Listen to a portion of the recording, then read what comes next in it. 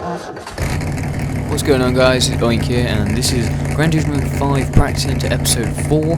Today we're going to be looking at the Formula Gran Turismo. This is the Formula 1 car that is designed by Polyphony Digital, the guys who make Gran Turismo. So it's one of their, so they've got a few in-game cars of their own. This is one of them. It is one of the best cars in the game. Obviously, it's a Formula 1 car. You'd expect it to, be good. Turning, braking, accelerating, top speed, all that kind of stuff. It's pretty good at. So if you want to pick one of these up for yourself, you can find them occasionally in the used car garage, but there's now one always in the online collector's dealership for roughly 5 million. It changes colour every so often, so if you don't like the colour in there, give it a week or so and it will probably be a new colour in there. Like I said, 5 million. And the race series which we're going to be looking at actually is it's the Formula Gran Turismo World Championship. It's in the Extreme series. You need to be level 23 to get to it, and you will need a Formula Gran Turismo there. There's no way of winning it, so you will have to buy it. It's a lot of money, unfortunately, but that's the only way currently of getting the car. It's a 6-race series, each race 20 laps, roughly minute to a minute and a half laps, so you're looking at 20-25 minute races. It's a long series. It's going to take you over an hour to complete it, so make sure you've got a bit of time on your hands, and you should be able to get it. I think you win roughly 70,000 for each race, and unfortunately I forget what you get for the overall thing, but it's a difficult series. It's really tricky, so I'm going to go into each track here, how you want to be using the car, that sort of thing. This first track then is Fuji Speedway. It's a good one to start off with because it's a relatively easy course to get used to. Obviously, you've got this first corner, so watch out. It's a good one because you've got to use this time to learn the car if you haven't practiced with it before, and you're going straight into the race. The problem most people have with this is because everyone's got exactly the same car, and there are very few purchasable tuning additions. Everyone's car is almost on a level playing field, so although you probably won't have too much difficulty getting to the front of the track, you probably will find yourself not that far in the lead, and if you slip up just once or twice, it's likely you will get overtaken again and have to work your way back through the field. At the end of this, I'll be showing you some tips on how you can improve your game and stuff. But second track then is Indianapolis. This is the road course for the Indianapolis Speedway, and again, this is fairly simple in terms of the track layout. It's fairly smooth. You've got a lot of straight areas, which is good since, like I said before, you're on that level playing field. You want to maximise the time where you can just get a straight ahead lead, and it requires less of the actual skill of the driver. Not necessarily saying that you're going to do badly, but it basically means that no one is going to be able to overtake you on the straight as long as you're going flat out.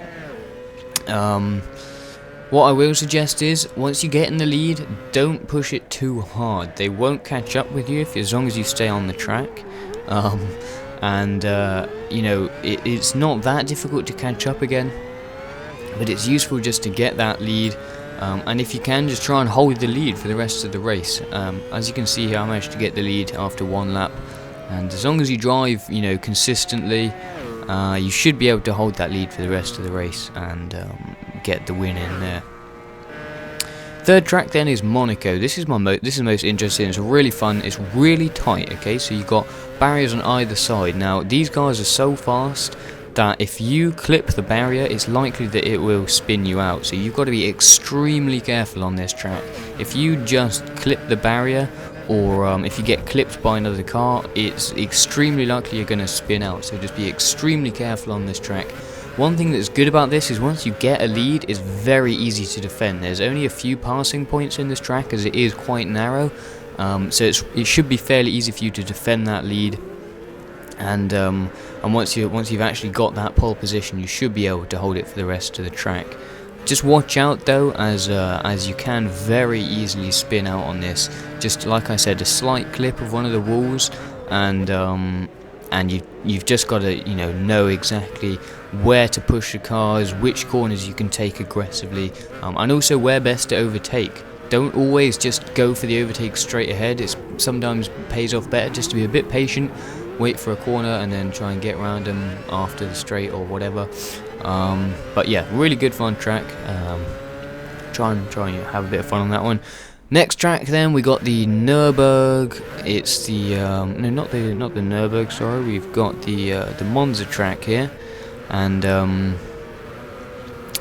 Monza is also, I mean, you'll find there's a few congestion points, but it's very straight. There's lots of long, flat areas in which you can get a lot of speed up and use sort of tailgating techniques to speed past people.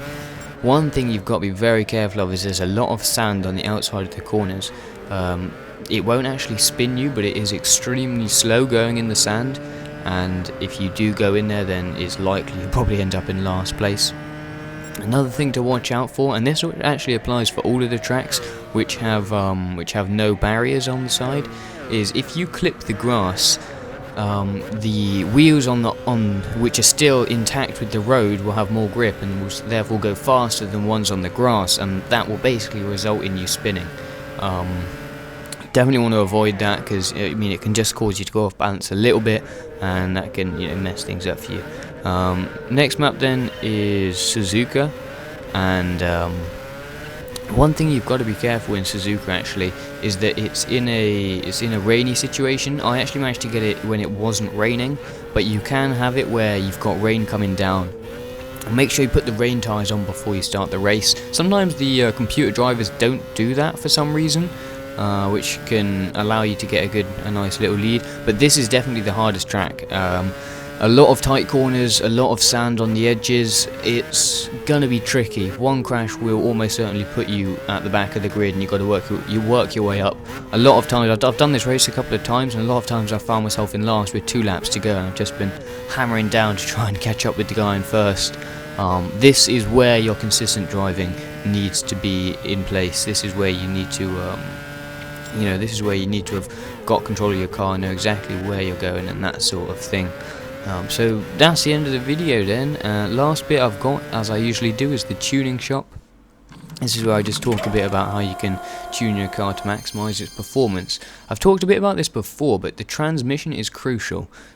Certain maps like Monza doesn't have the longest of straights, so you want to be accelerating quicker with less top speed. So reduce your top speed there, have the gear ratios lower. Some of the maps, some of the tracks, you got longer straights, so have a higher top speed. You can maximise your speed coming down the home straights, for example. One thing they added in a recent update was you can now change individual gear ratios. So say for example it was a track with lots of tight corners but then a huge long straight.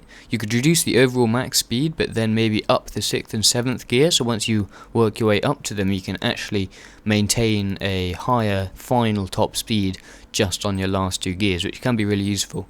I wouldn't go too far with it, as sometimes you may not be able to reach the top of your 7th gear if you put it slightly over the amount that your car can actually perform at.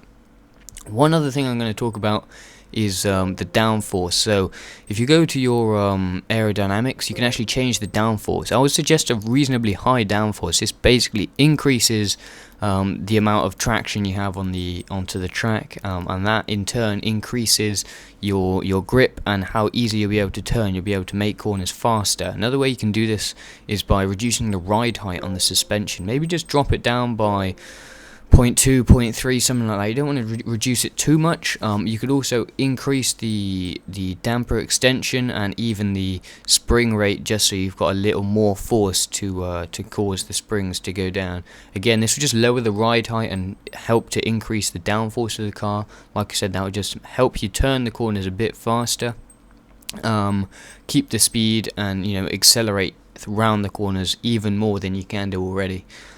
So I hope this has helped you out. It's a tricky car to get used to. Once you practice it, even then you can make mistakes, so definitely learn the car. I hope this has been helpful, and other than that, I'll catch you in the next video.